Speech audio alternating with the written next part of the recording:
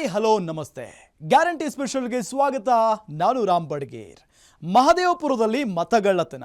ಕೇಂದ್ರ ವಿಪಕ್ಷ ನಾಯಕ ರಾಹುಲ್ ಗಾಂಧಿಯಿಂದ ಆಟಮ್ ಬಾಂಬ್ ಸ್ಫೋಟ. 5 ಮಾದರಿಯಲ್ಲಿ ನಡೆದಿದೆಯಾ ಅಕ್ರಮ? ರಾಹುಲ್ ದಾಳಿಗೆ ಬಿಜೆಪಿ ಪ್ರತಿ ದಾಳಿ. ದೇಶದಲ್ಲಿ ಮತ್ತೆ ಶುರುವಾದ ರಾಹುಲ್ ವರ್ಸಸ್ ಚುನಾವಣಾ ಆಯೋಗ ಮಹಾಸಮರ. ಇದೇ ಈ ಹೊತ್ತಿನ ವಿಶೇಷ. ಓಟು ಕದ್ದವರು ಯಾರು?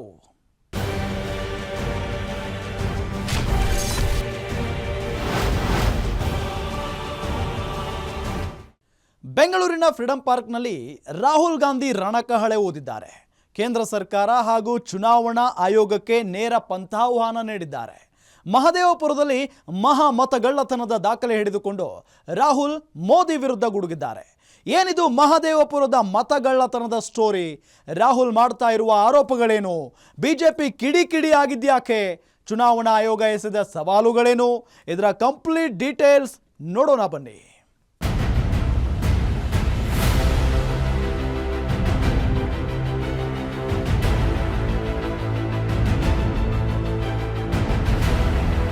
Duplicate voter, fake and invalid addresses, bulk voter in single address, invalid photo, misuse of Form 6.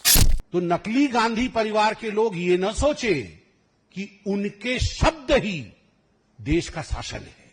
देश का शासन बाबा साहेब अंबेडकर जी द्वारा लिखे हुए संविधान में है. 1975 ಇಸ್ವಿಯಲ್ಲಿ ನಾನು ಹೇಳೋದಲ್ಲ, ಅಲಹಾಬಾದ್ ಹೈಕೋರ್ಟ್ ಇಂದಿರಾ ಗಾಂಧಿ ನಿಮ್ಮ ಅಜ್ಜಿ ಇದ್ರಲ್ಲ, ಅಜ್ಜಿ ಚುನಾವಣಾ ಅಕ್ರಮ ಮಾಡಿ, ಮೋಸ ಮಾಡಿ, ದೋಖಾ ಮಾಡಿ, ಜನಗಳಿಗೆ ವಂಚನೆ ಮಾಡಿ ಗೆದ್ದಿದ್ದೀರಾ ಅಂತೇಳಿ ಆರ್ಡರ್ ಆಯಿತು. ಇಲೆಕ್ಷನ್ ಕಮಿಷನ್ನ ಅಧಿಕಾರವನ್ನು ದುರುಪಯೋಗ ಮಾಡೋದು ನಡೆದೇ ಇರಲಿಲ್ಲ. ಆದರೆ ಮೋದಿಯವರು ಬಂದ ಮೇಲೆ ಈ 14 ವರ್ಷದಿಂದ ಇಲೆಕ್ಟ್ರಲ್ ರೋಲ್ಗೆ ಕೈ ಹಾಕೋದು, ಅದನ್ನು ಮ್ಯಾನಿಪ್ಯುಲೇಟ್ ಮಾಡತಕ್ಕಂಥದ್ದು ಈ ಕೆಲಸ ಮಾಡ್ತಾ ಇದ್ದಾರೆ. ಬೆಂಕಿ. ಇದು ಮಹದೇವಪುರ ಮತಗಳ್ಳತನದ ಬೆಂಕಿ. ಈ ಬೆಂಕಿಯ ಜ್ವಾಲ ಈಗ ಬೆಂಗಳೂರಿಗೆ ತಾಕಿದೆ. ಲೋಕಸಭೆ ವಿಪಕ್ಷ ನಾಯಕ ಮಹಾರಾಷ್ಟ್ರ ಚುನಾವಣೆಯ ಫಲಿತಾಂಶದ ಬಳಿಕ ಚುನಾವಣಾ ಆಯೋಗದ ಮೇಲೆ ಆರೋಪವನ್ನ ಮಾಡುತ್ತಲೇ ಬಂದಿದ್ರು. ಚುನಾವಣಾ ಆಯೋಗ ಹಾಗೂ ಮೋದಿ ಸರ್ಕಾರ ಸೇರಿಕೊಂಡು ಅಕ್ರಮ ಮತದಾನದಿಂದ ಫಲಿತಾಂಶವನ್ನ ಬುಡಮೇಲು ಮಾಡುತ್ತಿವೆ ಅಂತ. ಆದರೆ ಈಗ ರಾಹುಲ್ ಗಾಂಧಿ ಬೇರೆಯದ್ದೇ ರಣಕಹಳೆಯನ್ನ ಊದಿದ್ದಾರೆ. ಕಳೆದ ಲೋಕಸಭಾ ಚುನಾವಣೆಯಲ್ಲಿ ಮಹದೇವಪುರ ಕ್ಷೇತ್ರದಲ್ಲಿ ಬರೋಬ್ಬರಿ 5 ಮಾದರಿ ಅಕ್ರಮ ನಡೆದಿದೆಯಂತ ಆರೋಪಿಸಿದ್ದಾರೆ.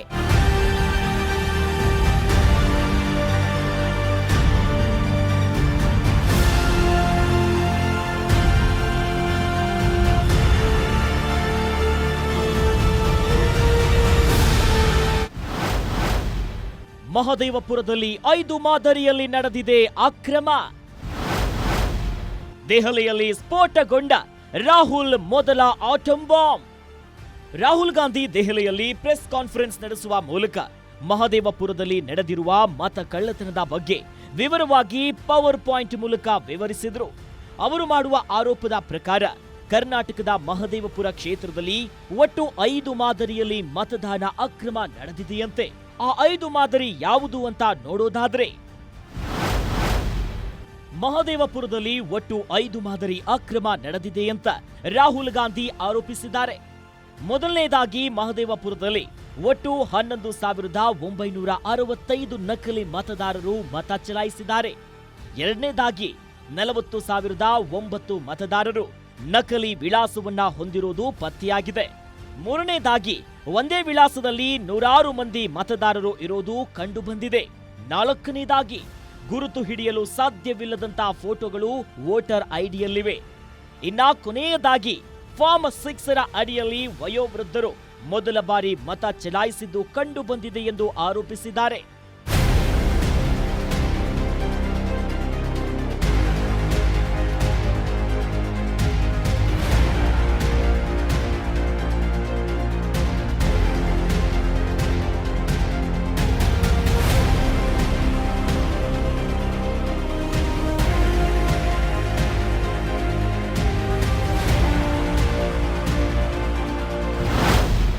ಹೀಗೆ ಮತಗಳ್ಳತನಕ್ಕೆ ಬಿಜೆಪಿ ಹಾಗೂ ಚುನಾವಣಾ ಆಯೋಗ ಶಾಮೀಲಾಗಿವೆ.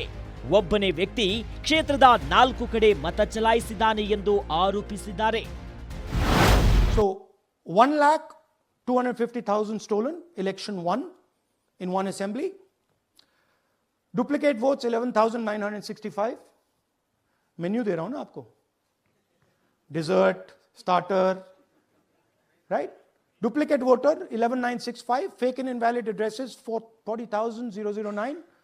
Bulk voters in single address 10,452. Invalid photos 4,132. Misuse of Form 6 33,692.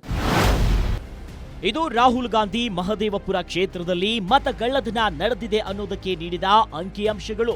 ಇದು ಮಾತ್ರವಲ್ಲ, ಇನ್ನು ಅನೇಕ ವಿಷಯಗಳನ್ನ ರಾಹುಲ್ ಗಾಂಧಿ ತಮ್ಮ ಪ್ರೆಸ್ ಕಾನ್ಫರೆನ್ಸ್ ಅಲ್ಲಿ ತೆರೆದಿಟ್ಟಿದ್ದಾರೆ.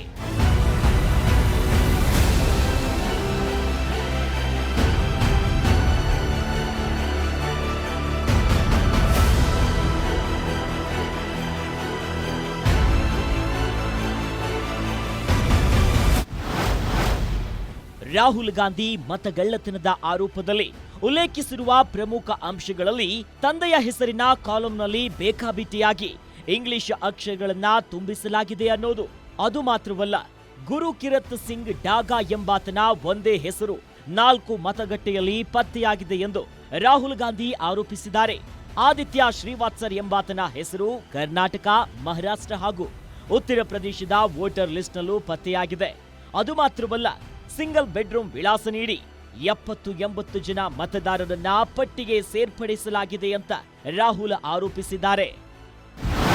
This is the gentleman called Gurkirat Singh Dang. Gurkirat Singh Dang appears once, twice, 3 times, 4 times in 4 different polling booths in the constituency. Delhi ಬಳಿಕ ಕರ್ನಾಟಕದಲ್ಲಿ ರಾಹುಲ್ ರಣಕಹಳೆ. ಪ್ರಧಾನಿ ನರೇಂದ್ರ ಮೋದಿ ವಿರುದ್ಧ ಗುಡುಗಿದ ಕೈಕಲಿ. ಕರ್ನಾಟಕದಲ್ಲಿ ರಣಕಹಳೆ ಮೊಳಗಿಸುವ ಮೊದಲು ರಾಹುಲ್ ದೆಹಲಿಯಲ್ಲಿ ಭರ್ಜರಿ ತಾಲೀಮನ್ನ ನಡೆಸಿಕೊಂಡೇ ಬಂದಿದ್ರು. ಶುಕ್ರವಾರ ಬೆಂಗಳೂರಿಗೆ ಆಗಮಿಸಿದ ರಾಹುಲ್ ಗಾಂಧಿ ಮಹದೇವಪುರದಲ್ಲಿ ನಡೆದ ಮತಗಳ್ಳತನ ಬಗ್ಗೆ ಮಾತನಾಡಿದ್ರು. ಮತ್ತೆ ಪ್ರಧಾನಿ ನರೇಂದ್ರ ಮೋದಿ ವಿರುದ್ಧ ಗುಡುಗಿದ ರಾಹುಲ್ ಗಾಂಧಿ ಮೋದಿ ಸಂವಿಧಾನದ ಮೇಲೆ ಬೇರೆ ಬೇರೆ ರೀತಿಯಲ್ಲಿ ಪ್ರಹಾರವನ್ನ ಮಾಡಿದ್ದಾರೆ. ನಮ್ಮ ಸರ್ವೆ ಪ್ರಕಾರ ಕರ್ನಾಟಕದಲ್ಲಿ ಒಟ್ಟು 16 ಲೋಕಸಭಾ ಕ್ಷೇತ್ರಗಳನ್ನ ಗೆಲ್ಲಬೇಕಿತ್ತು. ಆದ್ರೆ ನಮಗೆ ಸಿಕ್ಕಿದ್ದು ಕೇವಲ 9 ಕ್ಷೇತ್ರ. ಆಯೋಗಕ್ಕೆ ಈ ಬಗ್ಗೆ ಪ್ರಶ್ನೆ ಮಾಡಿದರೆ ಉತ್ತರಿಸುತ್ತಿಲ್ಲ ಅಂತ ಆರೋಪಿಸಿದ್ರು. कर्नाटक में हमारी जो सर्वेस थी, हमारी जो पोलिंग थी, हमें 16, 15 या 16 सीट दे रही थी. ನಮಗೆ ಕರ್ನಾಟಕ ರಾಜ್ಯದಲ್ಲಿ ಲೋಕಸಭೆಯ ಚುನಾವಣೆ ಸಂದರ್ಭದಲ್ಲಿ ನಾವು ನಡೆಸಿದಂತ ಆಂತರಿಕವಾದಂತ ಸಮೀಕ್ಷೆಯಲ್ಲಿ ಖಚಿತವಾಗಿ ನಮಗೆ 15ರಿಂದ 16 सीट ಬಂದೇ ಬರುತ್ತೆ ಅಂತ ವಿಶ್ವಾಸ ನಮಗಿತ್ತು. हमारी पोलिंग के मुताबिक 16 सीटों में हम आगे थे, हमें जीतना था. ನಮ್ಮ ಒಂದು ಆಂತರಿಕ ಸಮೀಕ್ಷೆ ಸ್ಪಷ್ಟವಾಗಿ ನಮ್ಗೆ ಹೇಳ್ತು, ಕರ್ನಾಟಕ ರಾಜ್ಯದಲ್ಲಿ 16 ಲೋಕಸಭೆ ಸೀಟ್ಗಳನ್ನ ನಾವು ಗೆಲ್ಲೇಬೇಕಂತೇಳಿ. और हम जीते 9 में. ಆದ್ರೆ ನಮಗೆ ಫಲಿತಾಂಶ ಸಿಕ್ಕಿದಾಗ 9 ಗೆಲುವಾಗಿದ್ದು. तो हमने सवाल पूछने शुरू किए.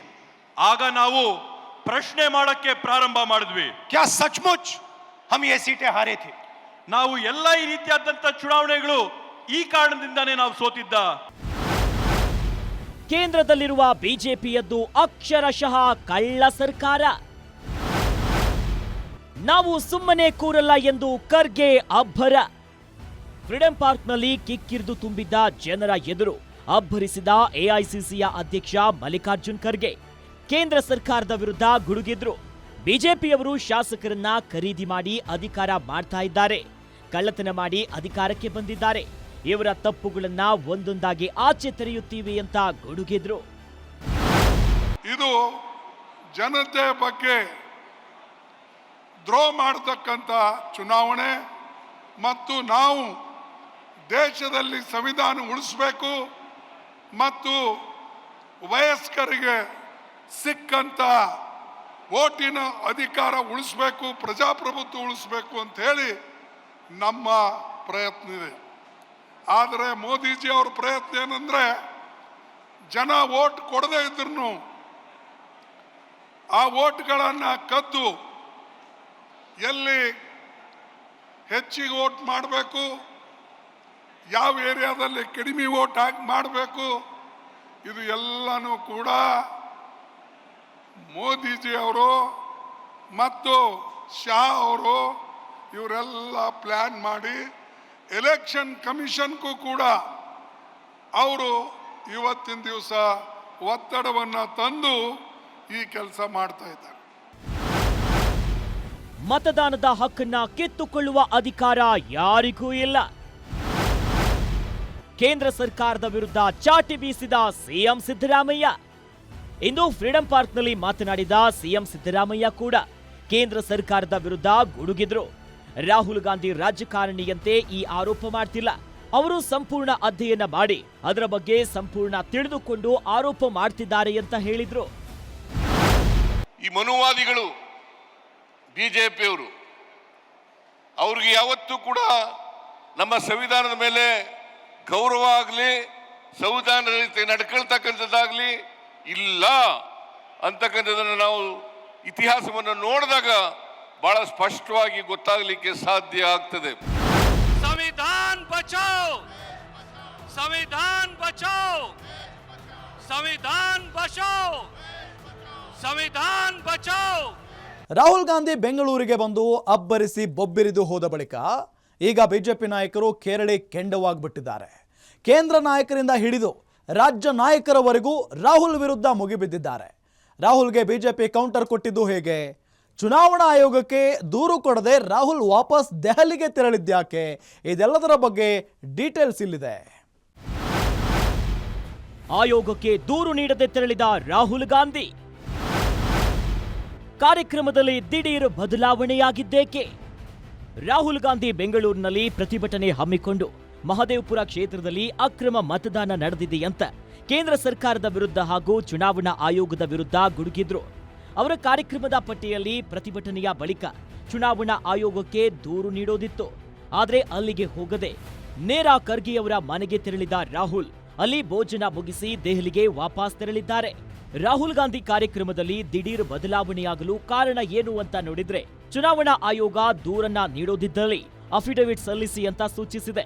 ಪ್ರಮಾಣ ಪತ್ರ ನೀಡಿದ್ದಲ್ಲಿ ಮುಂದೆ ಸಮಸ್ಯೆಯಾಗಬಹುದು, ಜೈಲು ಶಿಕ್ಷೆ ಕೂಡ ಆಗುವ ಸಾಧ್ಯತೆ ಇದೆ ಎಂದು ರಾಹುಲ್ಗೆ ಹಲವರು ಸಲಹೆಯನ್ನ ನೀಡಿದ್ದಕ್ಕೆ ಆಯೋಗಕ್ಕೆ ಹೋಗದಂತೆ ಕೈ ನಾಯಕರು ತಡೆ ಹಿಡಿದಿದ್ದಾರೆ ಅಂತ ತಿಳಿದು ಬಂದಿದೆ. संविधान बचाओ, संविधान बचाओ, संविधान बचाओ, संविधान बचाओ. ಏನ ಅಫಿಡವಿಟ್ ರೀ? ನಾನೇ ಅಫಿಡವಿಟ್. ಮಾಧ್ಯಮಗಳ ಎದುರು ಗರಂ ಆದ ಡಿಸಿಎಂ ಡಿಕೆಶಿ. ಇನ್ನು ರಾಹುಲ್ ಗಾಂಧಿ ಆಯೋಗಕ್ಕೆ ದೂರು ನೀಡದೆ ಹೋಗಿದ್ದರ ಬಗ್ಗೆ ಮಾತನಾಡಿದ ಡಿಸಿಎಂ ಡಿಕೆ ಶಿವಕುಮಾರ್, ನಾವು ಕೂಡ ರಿಸರ್ಚ್ ಮಾಡಿದ್ದೇವೆ, ಡೀಟೇಲ್ ತಂದು ಕೊಡ್ತೇವೆ. ಯಾವ ಅಫಿಡವಿಟ್ ರೀ? ನಾನೇ ಅಫಿಡವಿಟ್. ನಾವ್ ಏನ್ ತಪ್ಪು ಹೇಳಿದವ? ಹಾಕಿ ನಮ್ಮನ್ನ ಗಲ್ಲಿಗೆ ಅಂತ ಗುಡುಗಿದ್ದಾರೆ. ನಾನೇ ಅಫಿಡವಿಟ್. ರಾಹುಲ್ ಗಾಂಧಿ ಅವರ ಏನು ಅಫಿಡವಿಟ್ ಬೇಕು? ಪ್ರಮಾಣ ವಚನ ನಮ್ಗೆ ಏನು ಅಫಿಡವಿಟ್ ತರಿಸ್ಕೊಳ್ತಾ ಇದ್ದಾರೆ? ನಾವು ಎಲೆಕ್ಷನ್ ನಿಂತ್ಕೋಬೇಕಾದ್ರೆ ಮತ್ತೊಂದು ಮಾಡ್ಬೇಕಾದ್ರೆ ಎಲ್ಲ ಅಫಿಡವಿಟ್ ತೋರಿಸ್ಕೊಡ್ತಾ ಇದ್ದಾರೆ. ಒಬ್ಬ ನಾಯಕರುಗಳು ಮಾತು ಇನ್ನೇನ್ ಬೇಕು ಅಫಿಡವಿಟ್ ಹಾಕಿ ನಮ್ಮ ಬೇಕಾದ್ರೆ ಗೆಲ್ಲಿಗೆ ನಾವೇನಾದ್ರು ಸುಳ್ಳು ಹೇಳಿದ್ರೆ ತಪ್ಪು ಹೇಳಿದ್ರೆ ನಿಮ್ಗೆ ಏನ್ ಕಾನೂನು ಶಿಕ್ಷೆ ಹಾಕಿ ಯಾರು ಬೇಡ ಅಂತ. ನಿಯಮದ ಪ್ರಕಾರ ದೂರು ನೀಡಲು ಸಮಸ್ಯೆ ಏನು? ರಾಹುಲ್ ಗಾಂಧಿ ವಿರುದ್ಧ ಸಂಬಿತ್ ಪಾತ್ರ ಕೆಂಡ. ರಾಹುಲ್ ಗಾಂಧಿ ಮಾಡುತ್ತಿರುವ ಮತಗಳ್ಳತನದ ಆರೋಪದ ಬಗ್ಗೆ ಬಿಜೆಪಿ ಸಂಸದ ಸಂಬಿತ್ ಪಾತ್ರ ಕೆರಳಿ ಕೆಂಡವಾಗಿದ್ದಾರೆ. ಮಹಾರಾಷ್ಟ್ರದಲ್ಲಿ ಕಾಂಗ್ರೆಸ್ನ ಸಾವಿರಾರು ಬೂತ್ ಲೆವೆಲ್ ಏಜೆಂಟ್ಗಳಿದ್ರು. ಅವರ ಕೆಲಸವೇ ಅಕ್ರಮ ಹೆಸರುಗಳನ್ನ ಅಕ್ರಮ ಮತದಾರರು ಕಂಡು ಬಂದಲ್ಲಿ ದೂರು ನೀಡೋದು. ಮಹಾರಾಷ್ಟ್ರದಲ್ಲಿ ಕಾಂಗ್ರೆಸ್ನ 28,000 ಬಿಎಲ್ಒಗಳಿದ್ದರು. ಅವರು ಆಗ ಮಲಗಿದ್ರ. ಪ್ರಮಾಣ ಪತ್ರ ನೀಡಿ ನಿಮ್ಮ ದಾಖಲೆಗಳನ್ನ ಸಲ್ಲಿಸಿ ದೂರು ನೀಡಿ ಎಂದು ಆಯೋಗ ಹೇಳಿದೆ. ಆದರೆ ರಾಹುಲ್ ಗಾಂಧಿ ಸಿದ್ಧರಿಲ್ಲ ಅಂತ ಸಂಬಿತ್ ಪಾತ್ರ ಗುಡುಗಿದ್ದಾರೆ. सत्यापन है जो संविधान कहती है, वो कहती है कि रूल ऐसे है, कंप्लेंट किया है तो अंडर ओथ आप लिख के दीजिए कि ये कागज है, मैं ये डिपॉजिट कर रहा हूं, मेरे को ये कागज इस सोर्स ठीक सोर्स है, आप इसका इन्वेस्टिगेशन कीजिए.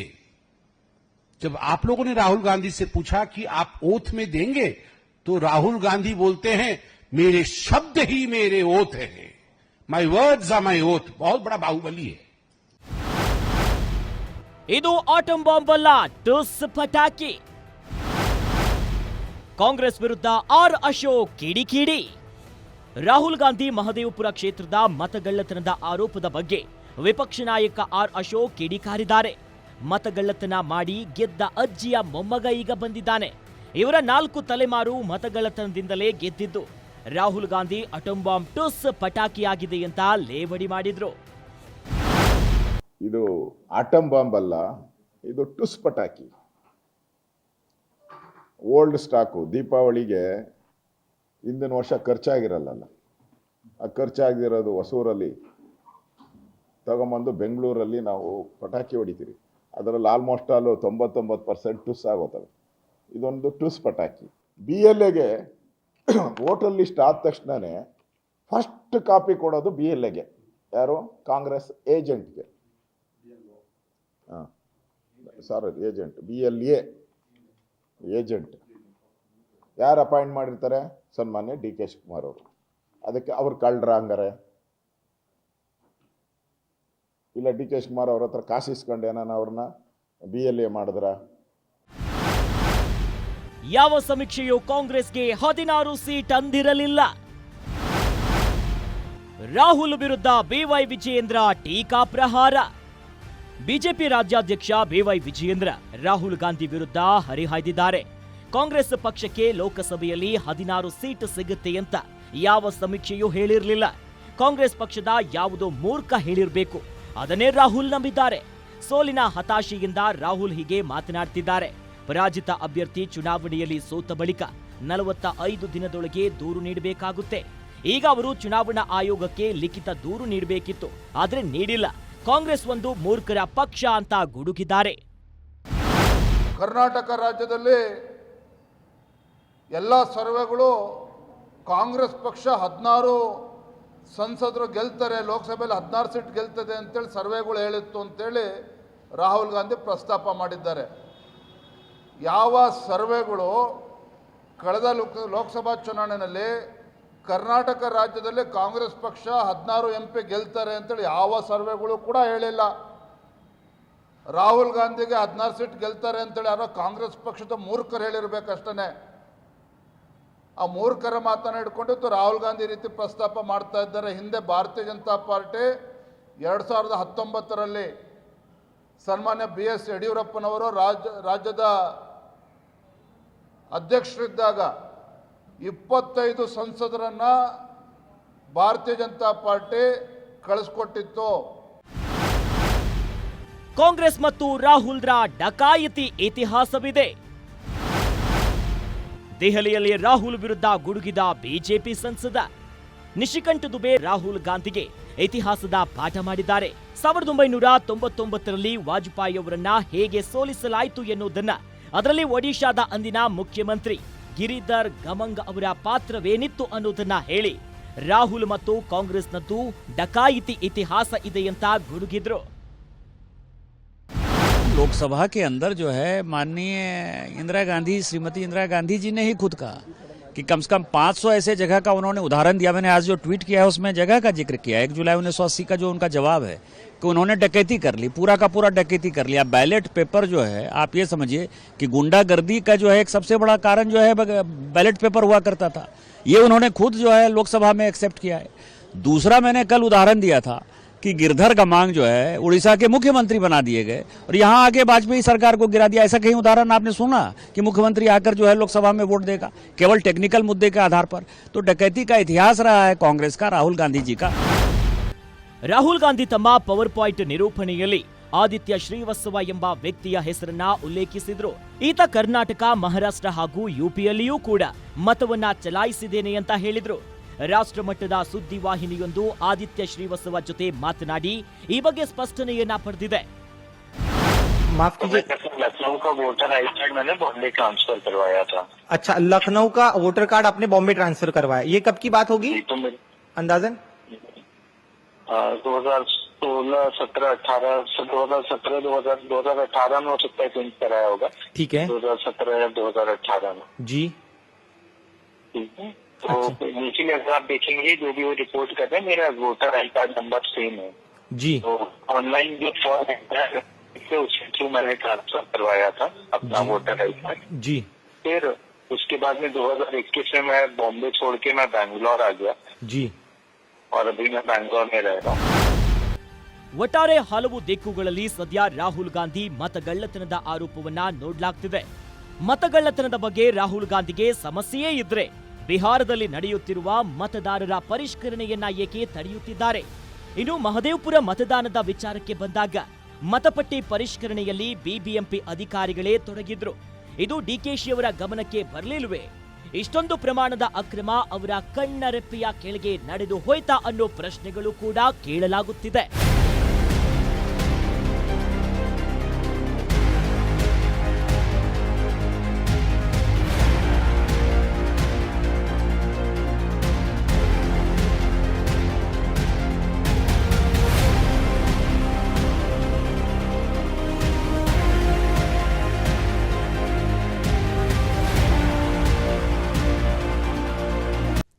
ಒಟ್ಟಾರೆ ಕೇಂದ್ರ ಸರ್ಕಾರದ ವಿರುದ್ಧ ಹಾಗೂ ಚುನಾವಣಾ ಆಯೋಗದ ವಿರುದ್ಧ ರಾಹುಲ್ ಗಾಂಧಿ ತೊಡೆ ತಟ್ಟಿದ್ದಾರೆ. ಈ ಅಖಾಡ ಇನ್ನೂ ಎಷ್ಟು ದಿನ ಕಾವು ಪಡೆದುಕೊಂಡಿರಲಿದೆ, ಯಾವ ಮಟ್ಟಕ್ಕೆ ಹೋಗಲಿದೆ, ಮತಗಳ್ಳತನ ಸಾಬೀತು ಮಾಡುವಲ್ಲಿ ಕೈಪಡೆ ಯಶಸ್ವಿಯಾಗುತ್ತಾ ನೋಡಬೇಕು. ಇದೇ ಈ ಹೊತ್ತಿನ ಗ್ಯಾರಂಟಿ ಸ್ಪೆಷಲ್. ನೋಡ್ತಾ ಇರಿ ಗ್ಯಾರಂಟಿ ನ್ಯೂಸ್, ಸುದ್ದಿ ಖಚಿತ, ನ್ಯಾಯ ನಿಶ್ಚಿತ.